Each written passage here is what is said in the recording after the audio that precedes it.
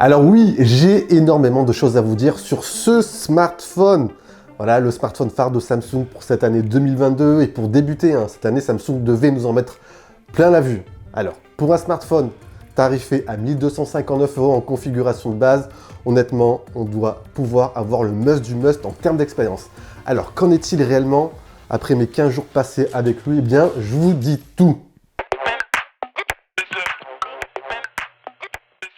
Depuis l'an dernier, vous le savez, Samsung ne fournit plus de chargeur dans son packaging pour les smartphones haut de gamme pour des questions d'environnement. Eh bien, cette année, dorénavant, vous n'aurez également plus d'écouteurs. La loi française ne les impose plus dans les packagings, donc voilà, plus d'écouteurs non plus. Alors oui, chacun aura son propre avis, on va pas forcément épiloguer sur cela, mais moi, ce qui me gêne un tout petit peu, ce qui m'énerve un tout petit peu, c'est que si vous voulez avoir la recharge la plus rapide pour votre smartphone Galaxy S22 Ultra, il faudra forcément acquérir le chargeur qui est compatible avec la recharge 45 watts. Donc, il faudra encore mettre la main au portefeuille pour avoir ce chargeur. Donc, ça fait un petit peu grincer des dents. Vu qu'on est dans le thème autonomie, on va justement enchaîner sur ce point-là. Et sur cette partie, c'est un point qui est légèrement... c'est un point que je trouve légèrement en retrait par rapport au reste. Techniquement, on a une capacité de batterie de 5000 mAh, donc comme l'an dernier, comme sur le S21 Ultra. Alors sur le papier, c'est pas mal, mais dans les faits, c'est autre chose. Je l'ai utilisé honnêtement avec un usage modéré, un peu de navigation, un peu de réseaux sociaux, quelques photos, quelques vidéos sur YouTube. Et pour une utilisation basique, honnêtement, on tient à peu près une bonne journée complète, et n'espérez pas aller un tout petit peu plus loin. Et ça, franchement, je suis un poil déçu. Il manque quelques optimisations logiciel batterie, il faudra éventuellement attendre des mises à jour par la suite. Donc pour l'instant, on se contentera de ça. Concernant ensuite la recharge rapide 45 watts avec laquelle le smartphone est compatible, je n'ai pas pu la tester, mais d'après les tests que j'ai vus, que j'ai pu checker, il faudra à peu près 60-65 minutes pour une recharge complète, donc ça reste franchement tout à fait convenable.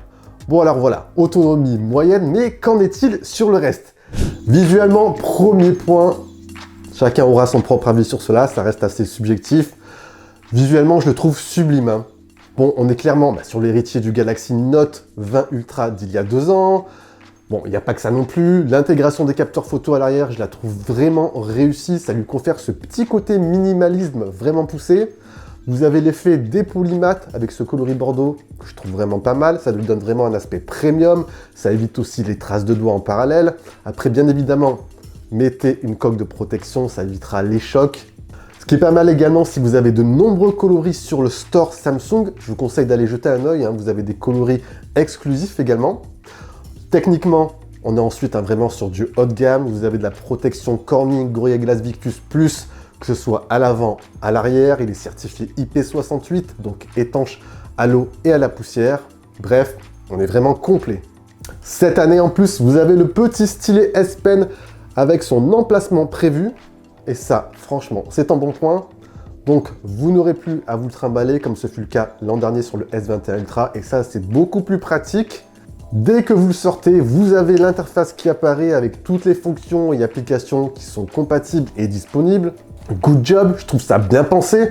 Pour celles et ceux qui l'utiliseront de temps en temps, prise de notes, messages animés, pourquoi pas faire aussi quelques petites retouches vidéo. Après, il y a de quoi faire. Mais clairement, pour celles et ceux qui l'utiliseront sur le long terme, ça peut être un plus clairement sur l'expérience. Dans la continuité, la partie multimédia est toujours aussi un régal. On a sûrement l'un des meilleurs écrans du game aujourd'hui. Samsung garde toujours ses meilleures dalles pour ses smartphones haut de gamme. Et ici, on a vraiment le must du must en termes d'écran. On a des couleurs parfaitement calibrées. Vous avez une dalle qui est très lumineuse, donc lisible même en plein soleil. Vous avez du 120 Hz en taux de rafraîchissement. Vous avez une dalle de type LPTO 2.0, c'est-à-dire que vous allez avoir votre taux de rafraîchissement qui va varier en fait automatiquement entre 1 Hz lorsque vous avez une image fixe et 120 Hz en fonction de votre navigation. Donc ça, c'est un bon point. Un petit conseil au passage que je vous donne, vous avez une dalle qui est capable d'afficher une résolution Quad HD+. Donc voilà, une définition quand même assez élevée, mais je vous conseille de rester sur du Full HD. Ça sera amplement suffisant en termes d'affichage. Et surtout, ça sera moins énergivore. Donc voilà, ça consommera moins pour votre batterie. Bref, pour naviguer, pour regarder vos vidéos tranquilles ou vos séries, c'est vraiment un régal, hein. Au passage, on a également une bonne partie audio. Vous avez une bonne restitution assez équilibrée. Donc voilà, on a vraiment un ensemble, une bonne partie multimédia assez complète et parfaite. On en parlait énormément avant la sortie officielle du smartphone, cette fameuse puce maison Exynos, hein, conçue en étroite collaboration avec AMD sur la partie graphique, la fameuse puce Exynos 2200. Eh bien, au final, même si les performances sont globalement très bonnes pour un smartphone haut de gamme, c'est sur la partie graphique où ça pêche un tout petit peu et franchement, je reste légèrement sur ma faim. Pour tout ce qui va être tâches basiques, applications gourmandes, qui demandent pas mal de ressources, honnêtement, le smartphone s'en sort très bien pour un smartphone haut de gamme. Après, ça sera sur la partie jeux vidéo, sur la partie graphique, où il pêchera un tout petit peu plus par rapport au processeur rival, le Snapdragon 8 Gen 1. J'ai par exemple testé le jeu Genshin Impact, qui est pas mal gourmand en ressources. Je l'ai testé sur un smartphone avec le processeur 8 Gen 1 et ce smartphone. Et honnêtement, sur la partie graphique, il y a quand même un léger gap en termes de graphisme, en termes de fluidité, et ça se ressent un petit peu sur le long terme. Donc voilà, j'en attendais un tout petit peu plus sur la partie graphique pour ce smartphone. Après, globalement, sur le reste, en termes de performance, il n'en reste pas moins très bon. Vous ne ressentirez pas du tout la différence avec un autre smartphone haut de gamme. Le smartphone ensuite tombe bien évidemment sur la dernière mise à jour Samsung One UI 4. Hein. Bon, j'ai fait une vidéo récemment, je vous conseille d'aller la checker. On est sur une interface quasi complète, intuitive, facile à prendre en main, même pour les néophytes. Il y a pas mal de petits plus perso que j'adore. Hein. Vous avez par exemple le mode DeX qui vous permettra d'utiliser votre smartphone comme une véritable station de travail PC. Donc voilà, ça peut être pratique. Vous avez également pas mal de liens qui vous permettront de transférer vos fichiers vers un PC. Donc ça, c'est plutôt sympa. Il y a bien sûr le stylet. Donc on est sur une expérience vraiment quasi complète. Donc peut-être un poil de personnalisation. Mais mis à part ça, c'est pas mal. Et gros point positif, hein, Samsung promet dorénavant 4 ans de mise à jour majeure sur ses smartphones. Donc de quoi laisser entrevoir, hein. Android 16, donc plutôt pas mal.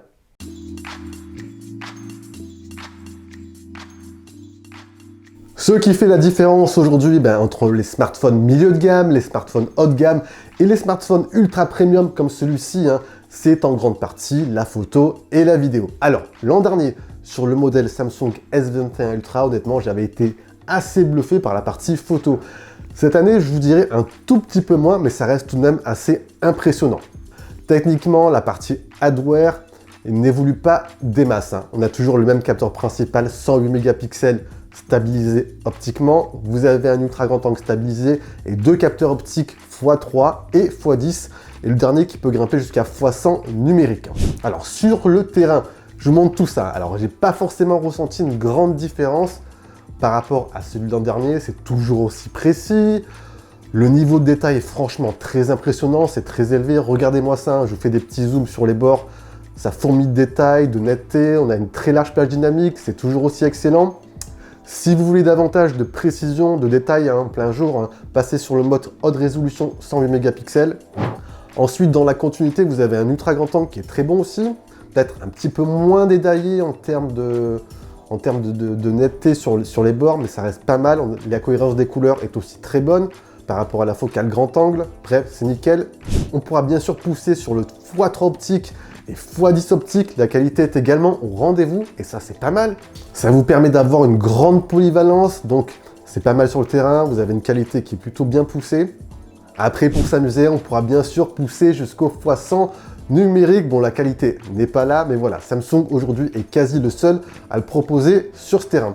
C'est de nuit que ce S22 Ultra crée un petit léger gap par rapport au S21 Ultra de l'an dernier. Samsung a retravaillé son mode nuit en intégrant des photosites plus grands, donc qui permettront d'avoir de meilleurs clichés en basse lumière. Sur le terrain, c'est pas mal, sur quasiment toutes les focales, c'est bon, c'est propre. Il y a peut-être toujours un léger souci de lens flare sur les lampadaires, mais globalement, c'est pas mal, hein. Franchement, il y a un level assez élevé pour le mode nuit en fait, hein. Côté vidéo, vous pourrez filmer jusqu'en 8K, bon, pas forcément très utile encore aujourd'hui, mais voilà, il y a du 4K avec une très bonne stabilisation optique, donc franchement, c'est nickel pour vos vidéos. Et côté selfie, vous avez également un très bon capteur pour vos réseaux sociaux, pour faire vos vidéos TikTok et compagnie.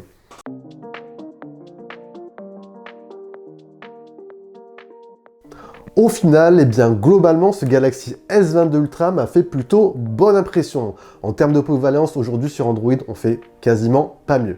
Vous avez une partie multimédia assez bluffante, vous avez le petit stylet intégré, vous avez une partie photo, vidéo complète, un design que je trouve vraiment réussi à mes yeux, et pour finir, vous avez 4 ans de mise à jour Android, et ça, c'est ton bon point. Bon, il faudra prendre en considération tout de même son autonomie que je trouve légèrement juste, en attendant pourquoi pas d'éventuelles mises à jour par la suite.